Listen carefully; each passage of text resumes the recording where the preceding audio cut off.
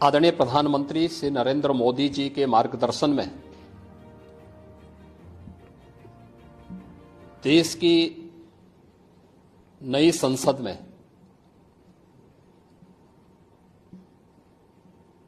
माननीय वित्त मंत्री जी ने देश का आम बजट प्रस्तुत किया है। यह बजट सर्वस्पर्शी, सर्वसमावेशी, विकासोन्मुख 140 करोड़ भारतवासियों की आशा, आकांक्षा और अमृत काल के संकल्पों को पूरा करने वाला सिद्ध होगा। आम बजट 2024-25 आत्मनिर्भर एवं विकसित भारत के निर्माण का एक आर्थिक दस्तावेज है। इस आम बजट में अंत्योदय की पावन भावना, विकास की असीम संभावना और नवोन्मेष की नवदृष्टि है। इस आम बजट में अन्नदाता किसानों की समृद्धि के लिए 1,52,000 करोड़ रुपए, कृषि और सहायक सेक्टर के लिए, महिला सशक्तिकरण के लिए 3 लाख करोड़ रुपए से अधिक का प्रावधान किया गया है। स्वाभाविक रूप से आधी आबादी, देश के सबसे बड़े राज्य उत्तर प्रदेश की आधी आबादी इससे सर्वाधिक लाभान्वित होने वाली है, और खासतौर पर तब जब उत्तर प्रदेश 2020 से ही मिशन शक्ति के कार्यक्रम को प्रभावी ढंग से यहां पर जमीनी धरातल पर उतार रहा है। सर्वाधिक अन्नदाता किसान उत्तर प्रदेश के अंदर निवास कर रहा है। उन अन्नदाता किसानों की समृद्धि में आज संसद में प्रस्तुत आम बजट बड़ी भूमिका का निर्वहन करने वाला है। युवाओं के लिए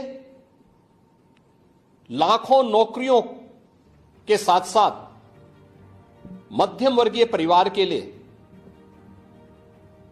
प्रत्यक्ष कर यानी इनकम टैक्स में जो नए टैक्स स्लैब की घोषणा हुई है, ये सभी अभिनंदनीय है, स्वागत योग्य है। इस पूरे बजट को अगर मैं कह सकता हूं कि यह बजट भारत को $5 ट्रिलियन की इकोनॉमी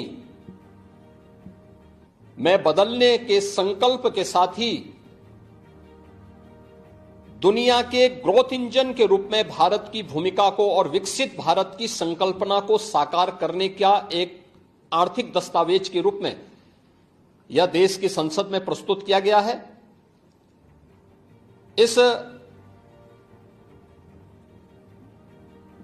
140 करोड़ जनता जनार्दन के लिए समर्पित उनकी आशा, उनकी आकांक्षा और अमृत काल के संकल्पों को पूरा करने वाले इस बजट के लिए मैं आदरणीय प्रधानमंत्री जी के प्रति आभार व्यक्त करता हूं। माननीय केंद्रीय वित्त मंत्री माननीय श्रीमती निर्मला सीतारमण जी को और उनकी पूरी टीम का मैं अभिनंदन करता हूं।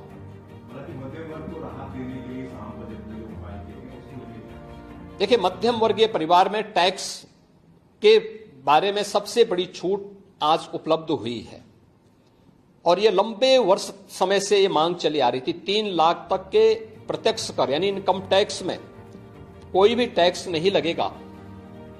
इसके साथ साथ अन्य जो स्लैब भी दिए गए हैं वे काफी राहत भरे हैं। अलग अलग सेक्टर के लिए जो प्रावधान किए गए हैं, गांव के लिए, गरीब के लिए, किसान के लिए, नौजवान के लिए, एमएसएमई सेक्टर के लिए, ये लाखों नौकरियों को क्रिएट इससे होगा। इंडस्ट्री के लिए जो प्रावधान किए गए हैं मुझे लगता है ये सभी स्वागत योग्य हैं और नौजवानों के लिए, समाज के हर तबके के लिए, महिला सशक्तिकरण के लिए, अन्नदाता किसानों के लिए, सभी तबके के लिए जो कुछ भी प्रावधान इसमें किया गया है, मैं कह सकता हूं कि यह राम राज्य की अवधारणा को साकार करने वाला एक सर्वस्पर्शी, सर्वसमावेशी और विकासोन्मुख बजट के रूप में यह मोदी 3 का यह पहला बजट जाना जाएगा।